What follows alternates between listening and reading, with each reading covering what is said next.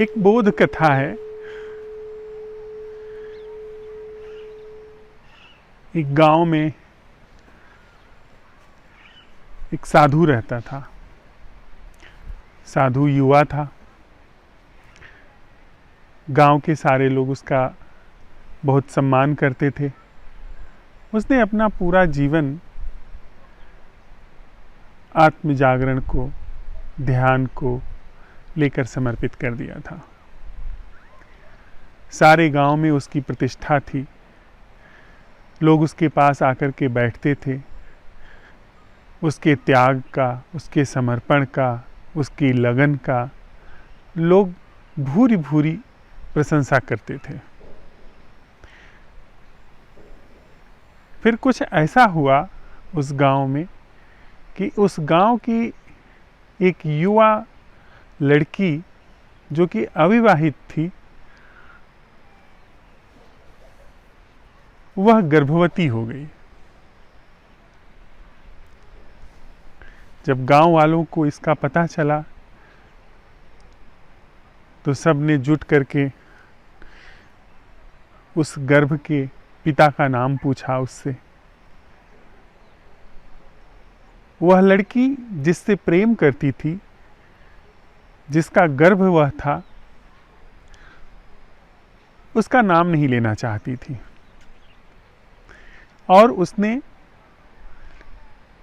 बचने के लिए उस साधु का नाम ले लिया, उस युवा साधु का नाम ले लिया कि यह बच्चा उस साधु का है। जहाँ इतनी प्रतिष्ठा थी, जहाँ इतना सम्मान था, वह सब कुछ क्षण भर में ही खत्म हो गया। गांव के सारे लोग इकट्ठा होकर के जो भी उनसे कहते बन पड़ा उसको सुनाया, उसकी भर्त्सना की, उसकी निंदा की, उसको अपमानित किया। और जब बच्चा पैदा हुआ, वह बच्चा ले जाकर के उस साधु को दे आए। जब वे उसका अपमान कर रहे थे साधु का, तो साधु ने यह सुन करके कि यह बच्चा तुम्हारा किया धरा है, सिर्फ इतना कहा, क्या यह ऐसा है? लोगों ने कहा, बिल्कुल ऐसा है कुकर्मी, तुम्हारा ही किया धरा सब है। हम सब लोग, कोई मुक्त हुआ है, किसी के अंदर परम प्रसाद उतरा है, कोई मनुष्य के जीवन में, मनुष्य की चेतना में उस अविनाशी के लिए द्वार हुआ है, इस बात की स्वीकृति को नहीं स्वीकार करता। लेकिन कोई पतित हुआ है तथाकथित सामाजिक मानदंडों पे, उसके लिए लोग राजी ही रहते हैं। सीधी सी बात है, क्योंकि हम सब लोगों के भीतर वस्तुतः वही कामना, वही चीजें काम करती हैं जो हम सामान्य रूप से, सार्वजनिक रूप से विरोध करते हैं, जिसका खंडन करते हैं, जिसकी भर्त्सना करते हैं, जिसके लिए हम नियम, कायदे, कानून बनाते हैं। वही वहां पर भी हुआ। लेकिन उस युवा साधु ने कहा, क्या यह ऐसा है? यदि यह ऐसा है तो निश्चित यह बच्चा मेरा ही होगा। बच्चा पैदा हुआ। लोग ले जा करके जब उस बच्चे को उस साधु की गोद में डाल दिए, तो भी उसने कहा कि हाँ, यह यदि ऐसा है तो यह बच्चा मेरा ही है। और उसने जरा सा भी प्रतिरोध नहीं किया। थोड़ा समय बीता, बच्चा रोने लगा। उसको दूध पिलाने के लिए वह गांव में लोगों के दरवाजे दरवाजे पर जाकर के दूध मांगने लगा। लोगों ने उसका तिरस्कार किया। उसकी खिल्ली उड़ाई, उसका अपमान किया, शरारती तत्वों ने उसके ऊपर पत्थर मारे, पर वह बच्चे को बचाता हुआ लेकर के घूमते घूमते उस द्वार पर पहुंच गया जहां वह युवती रहती थी जिसका वह बच्चा था। साधु को पता नहीं था कि यह इसी घर की किसी युवती का बच्चा है, पर जब वह द्वार पर पहुंचा और उसने कहा कि बच्चे के लिए दूध दे दिया जाए, उसने याचना की, तो वह युवती जो उस बच्चे की माँ थी चीख करके बाहर आ गई। उसका मातृत्व उमड़ पड़ा। उसने उस साधु की गोद से बच्चा छीन लिया और दूध पिलाने लगी बच्चे को और साधु के पैरों में गिर पड़ी। उसने चीख चीख करके कहा कि नहीं, मुझसे भूल हुई, मैंने गलती की है, यह बच्चा इनका नहीं है, यह बच्चा फला व्यक्ति का है। मैंने भय में अपने प्रेमी को बचाने के लिए इनका नाम ले लिया। उस साधु ने कहा, क्या यह ऐसा है? इज इट सो कि यह बच्चा मेरा नहीं है?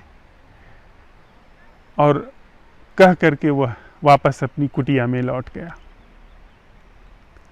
जहां चारों तरफ से पत्थर पड़ रहे थे, जहां चारों तरफ से अपमान की फप्तियां कसी जा रही थी, वहां फिर से यशोगान शुरू हो गया।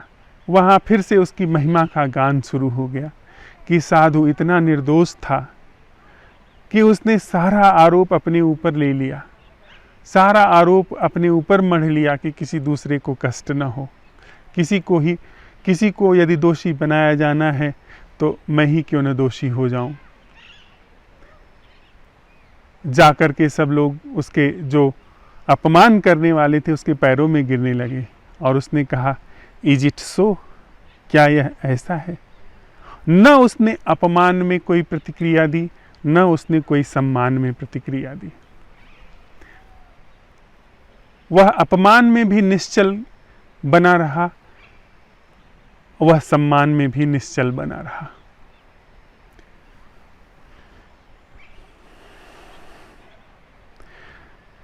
हम सब लोग पाखंडी हैं। पाखंडी इस संदर्भ में कि जब सम्यक जीवन की बात आती है, सम्यक जीवन का प्रश्न खड़ा होता है, तो हम थ्योरी और प्रैक्टिकल दो चीजें बांट लेते हैं कि पहले हम थ्योरी का अध्ययन करेंगे, उसके बाद उसका प्रयोग करेंगे। पहले थ्योरी में समझ लेंगे कि क्या अनुकूल है, क्या प्रतिकूल है, क्या किया जा सकता है, क्या नहीं किया जा सकता है, क्या करना हमारे लिए उपयोगी साबित होगा, लाभप्रद साबित होगा, क्या करना हमारे लिए अनुपयोगी साबित होगा, हानिपरक साबित होगा। उसके अनुसार हम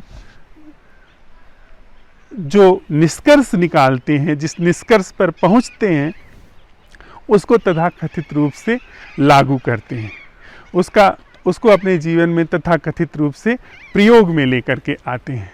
यह पाखंडी ढंग है। सम्यक ढंग क्या है कि जो है, जैसा है, उसको तत्क्षण यथावत देख लेना, यथावत जी लेना। हमसे कहा जाता है कि जो कुछ भी हम हैं भीतर, जब हम ध्यान का प्रश्न उठाते हैं, आत्म क्रांति का प्रश्न उठाते हैं, आमूल क्रांति का प्रश्न उठाते हैं, जीवन के आमूल रूपांतरण का प्रश्न उठाते हैं, तो उसमें हम पहले थ्योरी का निष्कर्ष निकालते हैं, सूचनाओं को संचय करते हैं। तो प्रायः ऐसे लोग हैं जो जीवन भर सूचनाओं को संकलित करते रह जाते हैं और उनके जीवन में कभी भी प्रयोग नहीं घटता है, उनके जीवन में कभी वास्तविकता नहीं घटती है। और वो प्रयोग किस चीज को कहते हैं? जो उनके अनुकूल वो कर सके, उसे वो प्रयोग कहते हैं। जो नहीं कर सकते हैं उसको वो कहते हैं कि यह थ्योरेटिकल है, इसका प्रयोग नहीं हो सकता। जीवन को, खुद को जस का तस नहीं देखा जा सकता, यह प्रायोगिक नहीं है। या यह प्रायोगिक है तो समय के धारा में दूर उसको हटा के रखते हैं कि पहले हम साधना करेंगे, पहले जप तप करेंगे, फिर जाकर के धीरे धीरे हम सक्षम हो पाएंगे कि हम खुद को जस का तस देखने में समर्थ हो सकें। पहले हम कर्ता होंगे, इसके बाद दृष्टा होंगे, फिर इसके बाद साक्षी होंगे, उसके बाद जाकर के हम तथाता पर पहुंचेंगे। यह सब हमारी थ्योरेटिकल, यह सब हमारी जो ज्ञान की पिटारी है उसमें संकलित किया जाना है। और वास्तविक जीवन जो है वह न तो थ्योरेटिकल है न तो प्रायोगिक है, वह जो है जैसा है वैसा है। जैसे उस साधु के लिए जीवन था कि ऐसा है, ठीक है। जीवन बदला, क्या यह जीवन ऐसा है, ठीक है। वह अगर नजर वालों की दृष्टि से देखा जाए तो वह जो भी जीवन है, जैसा भी जीवन है, उसमें बस उपस्थित है, उसमें बस जागृत है, उसमें बस जागा हुआ है। लेकिन हमारा जीवन जो है वह वास्तविक जीवन से और जो थ्योरेटिकल जीवन है उसमें विभाजन रखता है। न तो हम कभी, जिसे हम प्रायोगिक जीवन कहते हैं, वह सम्यक होता है क्योंकि वह एक विशेष तरीके की थ्योरी का परिणाम होता है, वह कृत्रिम ढंग होता है। जिसे हम ध्यान कहते हैं, जिसे हम परमात्मा कहते हैं, जिसे हम धर्म कहते हैं, वह तक थ्योरेटिकल है, वह तक कृत्रिम है, क्योंकि वह हमारी सोच विचार की उपज है। और उस सोच विचार की उपज से जो हम प्रयोग करते हैं वह भी कृत्रिम है, वह भी प्रयोग कृत्रिम है। जो प्रयोग कृत्रिम से जन्म ले रहा है, कृत्रिम से निर्देशित हो रहा है, वह प्रयोग भी कृत्रिम होगा। जीवन प्रायोगिकता में और थ्योरेटिकल होने में बटा हुआ नहीं है। वह पहले ऐसा नहीं है कि सूचनाओं का संकलन हो, इसके बाद उसका प्रयोग है। जीवन न तो थ्योरी जानता है न तो प्रैक्टिकल जानता है, वह जो है जैसा है वैसा का वैसा बहता है। जैसे कि एक नदी की जलधारा, एक झरने की धारा, उसमें न कुछ प्रैक्टिकल है और न कुछ थ्योरेटिकल है। जो कुछ वहां पर है वह अखंड है। वह जो जल की धारा है, वो जो झरने का गिरना है, वह दूर पहाड़ों से भी जुड़ा हुआ है। वह दूर जमीन, गहराई में जमीन की गर्भ से जुड़ा हुआ है।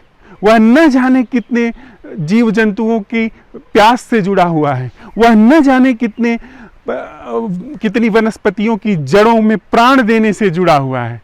वह जो है जी रहा है।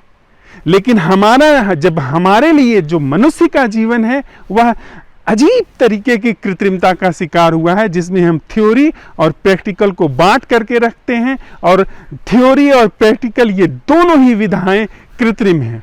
ये दोनों ही विधाएं जीवन से टूटी हुई हैं।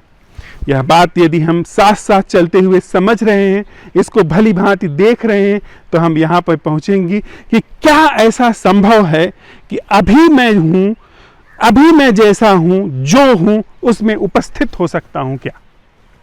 मेरी अपनी उपस्थिति से, इस मैं के प्रति जागृत होने से, उपस्थित होने से, मौजूद होने से, इसके प्रति बिना निंदा के, बिना स्तुति के, इसमें विद्यमान होने से यदि जीवन किसी विशेष धारा में खिलता हो, प्रस्फुटित होता हो, प्रवाहमान होता हो तो होए। लेकिन जो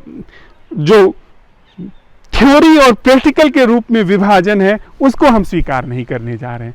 यानी अभी और इसी समय जीवन का यह जो सारा प्रसार है, जो प्रकृति का प्रसार है, और प्रकृति के रूप में जो अभिव्यक्ति है उसमें, और जिसकी अभिव्यक्ति है प्रकृति, जिसमें प्रकृति पैदा होती है और जिसमें वह विलीन हो जाती है, वह जो अभी है, इसी क्षण में विद्यमान है, उसमें अगर मैं यथावत उपस्थित हो जाता हूं तो उसमें मेरा जीवन अटूट हो जाता है, अखंड हो जाता है। मैं वहां अखंड हूं, या प्रैक्टिकल और थ्योरी मुझे वहां से मेरे मैं के रूप में निकाल करके बाहर कर देती है। लेकिन अगर मैं थ्योरी और प्रैक्टिकल, इस तरह की जो सोच विचार की संरचना है, योजनाओं की जो पुनरावृत्ति है, योजनाओं का जो तथाकथित क्रियान्वयन है, उसमें अगर मैं नहीं पढ़ता हूं और जीवन जो अभी है, चाहे वह जैसा हो, चाहे वह दुख से भरा हुआ हो, चाहे वह संताप से भरा हुआ हो, उसमें मेरी उपस्थिति समग्र अस्तित्व से मेरे अपने अटूट होने को परिभाषित कर देती है, यानी अटूट होने में पाती है। और जब हम अटूट हैं, अस्तित्व से हम अखंड हैं, तो वहां पर हमारे रूप में जो एक कृत्रिम व्यवस्था दुख का निर्माण करती है, मैं का निर्माण करती है, वह अपने आप बह करके चला जाता है। हमारा अखंड जीवन, हमारा अटूट जीवन वहां पे पाया जाता है, वहां पे वह मिलता है जो न तो प्रैक्टिकल है न तो थ्योरी है। तो क्या ऐसा संभव है कि जिसे हम अपने सोच विचार के निष्कर्ष से प्रैक्टिकल समझते हैं और जिसे हम सोच विचार के निष्कर्ष से इनप्रैक्टिकल समझते हैं, केवल थियोरेटिकल समझते हैं, उस दुष्चक्र में, उस कृत्रिम संरचना में प्रवेश करने के बजाय हम जो हैं, जैसे हैं, यथावत उसमें उपस्थित हो सकते हैं। वही उपस्थिति हमारे जीवन को उस वास्तविक जीवन में, उस यथार्थ जीवन में प्रकाशित, पुष्पित, पल्लवित करा देती है, जिसका इस सारी कृत्रिमता से कोई भी लेना देना नहीं।